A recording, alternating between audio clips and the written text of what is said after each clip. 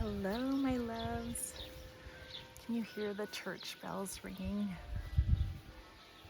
I don't know if you can, but every hour they ring, and it's so beautiful.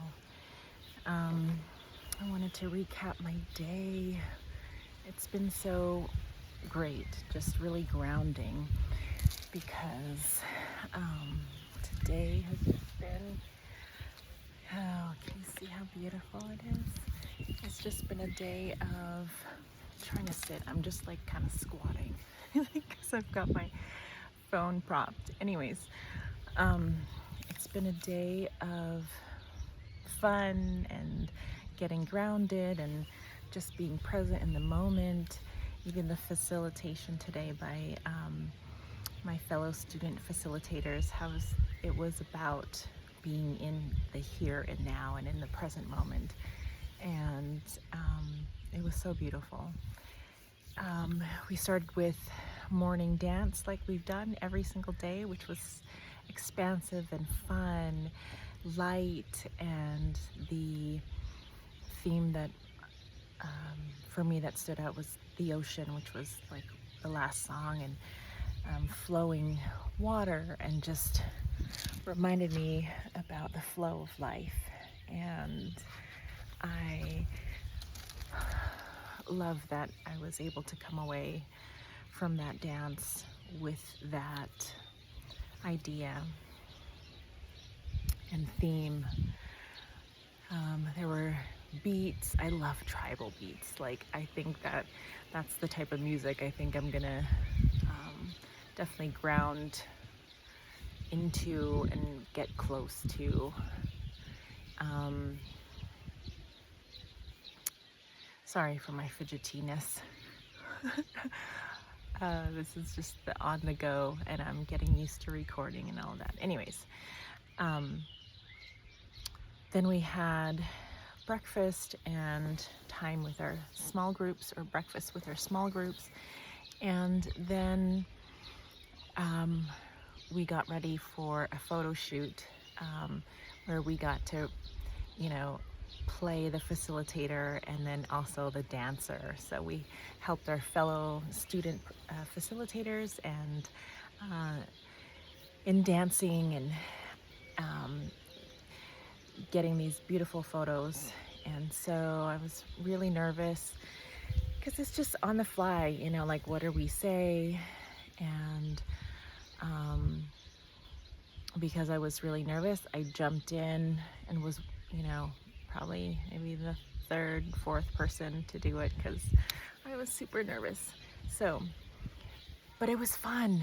It was fun, and I could totally see myself doing this. And so I'm really excited to begin this journey, and really do see myself as a dancer, as a facilitator, to bring dance, the medicine, to the masses, to help heal grief, because it is and has been my medicine. Oh my goodness, I gotta sit. Let me turn this and see if I can do it this way.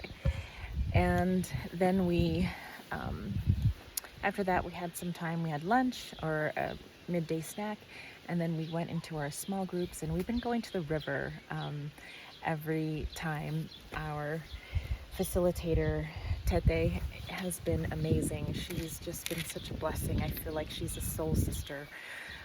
A lot of people here in this space, even Bernice, feels like a soul sister from another lifetime. And I feel like I've found family and in dance, and it's so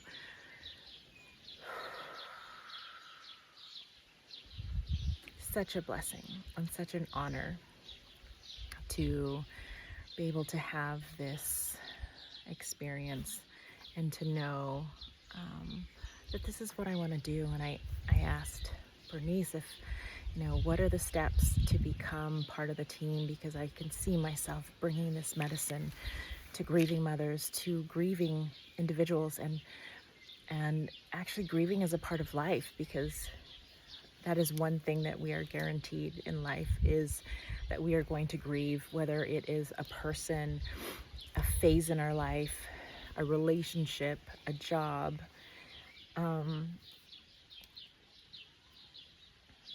motherhood, our children leaving the nest, so many things in life, because life is a cycle and it's a process, and in processes and cycles there are beginnings and endings.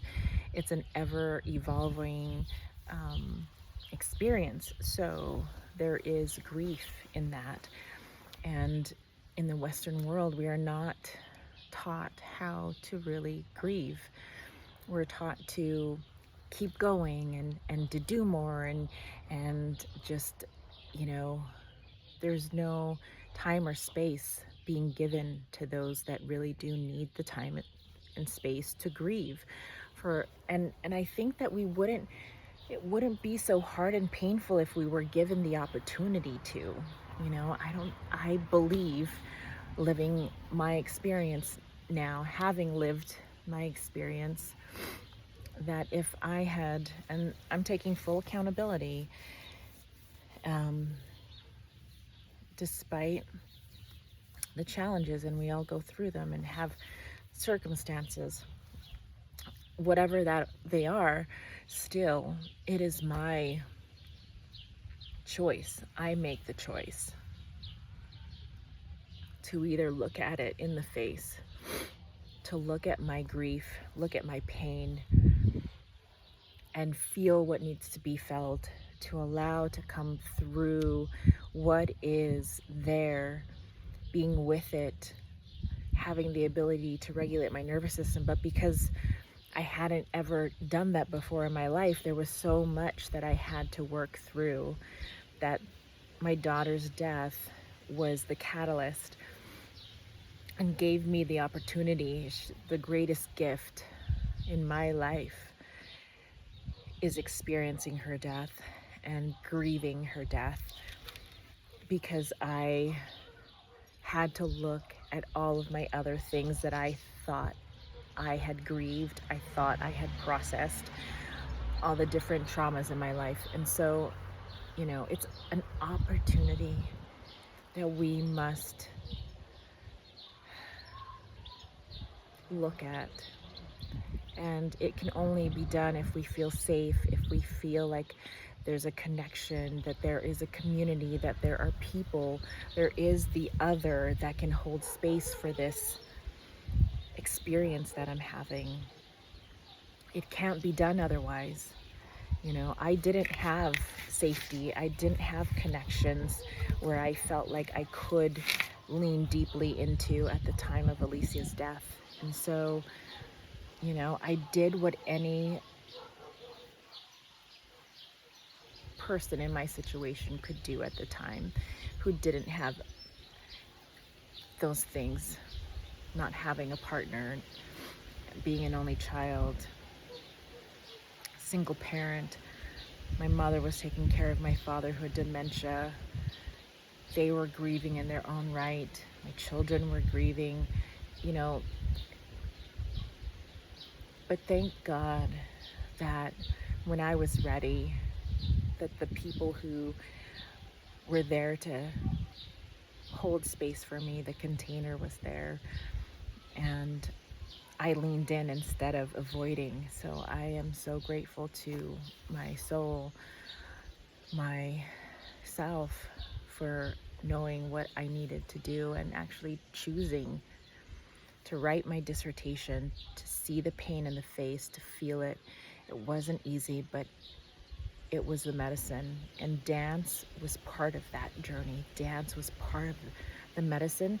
And the true medicine is actually me. It's within me already. It's my capacity. And all the external things are just tools and resources that can help me. But ultimately, all of that comes from within me. And it is through love. And I do believe now, like, grief was my guide. Grief is the guide. And love is a path home. So with that, sending you my love.